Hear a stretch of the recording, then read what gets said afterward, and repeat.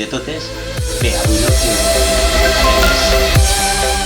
parlarem de la correcció de documents amb un procés de text. Començarem amb el Word i després mirarem de fer el mateix amb el LibreOffice.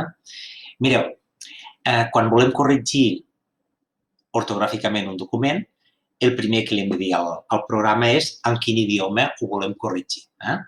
És a dir, aniríem dintre dels diferents menús que tenim aquí a dalt, anem a revisar i fixeu-vos que dintre de revisar aquí tenim una part que diu idioma, obrim idioma i tenim dos apartats.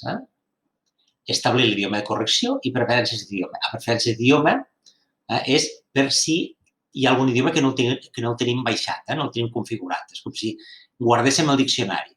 Jo aquí, per exemple, tinc català i espanyol. Si us en faltés algun, amb agregar aquí idioma, el podeu carregar. Dic acceptar. Bé, quan nosaltres volem corregir, clar, a l'hora de corregir, jo selecciono el que vull corregir, vinc aquí idioma, li dic establir l'idioma de correcció i fixeu-vos que aquí tinc català o espanyol.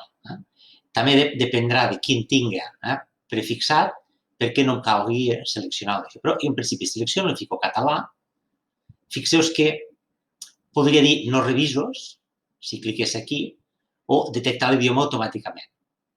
Puc detectar l'idioma automàticament i llavors ja no em caldria potser seleccionar. Si el vull aquí, el puc establir com a predeterminat. Per exemple, jo li fico, a partir d'ara ja el tindré predeterminat. Però això, en principi, no m'ho caldria fer. Jo vaig aquí català, accepto, i fixeu-vos que ara ja, de manera automàtica, em està assenyalant on hi ha faltes.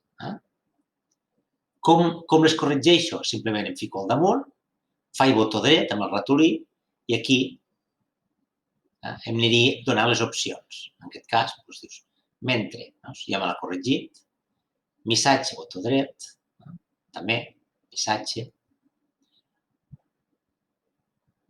per avisar, servir, però fixeu-vos ara, quan jo fico botó dret, te dona diferents opcions. Jo podria, imagineu-vos que és una paraula en anglès, que me l'assenyala com a falta, i l'he ficat moltes vegades.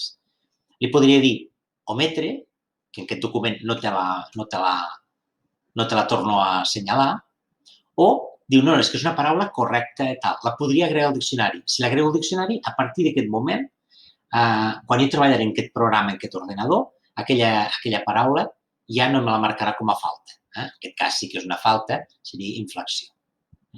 I ja ho tindríem corregit. Fixeu-vos que no és complicat. D'acord?